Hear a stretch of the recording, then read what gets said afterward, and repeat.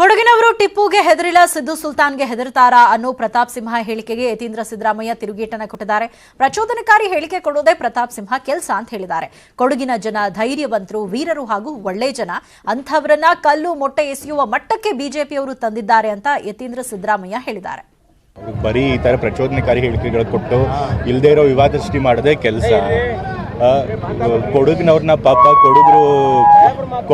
ಕೊಡಗಿನ ಜನ ಬಹಳ ಒಳ್ಳೆ ಜನ, ಮತ್ತು ಬಹಳ ಧೈರ್ಯ ಇರುವಂಥ ಜನ, ವೀರರು ಅಂಥವ್ರನ್ನ ಸ್ವಲ್ಪ ಹೇಡಿಗಳಾಗಿ ಕಲ್ಲೆಸೆಯುವಂಥ ಮಟ್ಟಕ್ಕೆ ತಂದಿಟ್ಟಿದ್ದಾರೆ ಬಿ ಜೆ ಪಿಯವರು.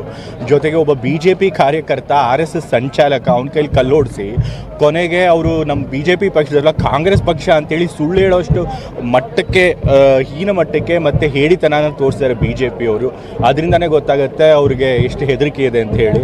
ನಾವು ಬರ್ತೀವಿ ಅಂತ ಹೇಳಿ ಅದನ್ನು ತಡಿಬೇಕು ಅಂತ ಹೇಳಿ ತಮ್ಮ ಕಾರ್ಯಕರ್ತನ ಕಾಂಗ್ರೆಸ್ ಕಾರ್ಯಕರ್ತ ಅಂತೇಳಿ ಸುಳ್ಳು ಹೇಳಿದ್ದಾರೆ. ಸೊ ಬಿ ಜೆ ಪಿಯವ್ರ ರಾಜಕೀಯ ಇದೆಯಲ್ಲ ಇವತ್ತು ಅಸಹ್ಯ ಹುಟ್ಟಿಸೋಂಗ್ ರೀತಿ ಆಗಿದೆ. ನನಗೆ ಗೊತ್ತಿಲ್ಲ, ನಮ್ಮ ಮೈಸೂರು ಕಾಂಗ್ರೆಸ್ ಸಮಿತಿಯ ವಕ್ತಾರರಾದಂಥ ಲಕ್ಷ್ಮಣ್ ಅವರು ಹೇಳಿದ್ದಾರೆ ಚಾಕು ಕೂಡ ತೂರಲಾಗಿದೆ ಅಂತ, ಮತ್ತು ಅದ್ರ ಬಗ್ಗೆ ಕಂಪ್ಲೇಂಟು ಕೂಡ ಕೊಟ್ಟಿದ್ದಾರೆ ಅಂತ ಹೇಳಿದ್ದಾರೆ. ಸೊ ಹಾಗಾಗಿ ಲಕ್ಷ್ಮಣ್ ಅವ್ರು ನೇರವಾಗಿ ನೋಡಿರೋದು ನನಗೆ ಗೊತ್ತಿಲ್ಲ. ಬಟ್ ಅಫ್ಕೋರ್ಸ್ ಇವರು ಬಿ ಜೆ ಪಿ ಅವರು ಮತ್ತು ಹಿಂದುತ್ವವಾದಿ ಸಂಘಟನೆಗಳಿಗೆ ಹೇಳಿವೆ, ಅವ್ರು ಯಾವಾಗಲೂ ಕೂಡ ಅವ್ರ ಇತಿಹಾಸ ನೋಡಿದ್ರೆ ಯಾವಾಗಲೂ ಕೂಡ ಹಿಂಸಾಚಾರದಲ್ಲಿ ತೊಡಗಿಕೊಳ್ಳೋದು ಗೊತ್ತಾಗುತ್ತೆ. ಸೊ ಅವ್ರು ಏನು ಮಾಡೋದಕ್ಕೂ ಹೇಸೋ ಅಂತವ್ರು.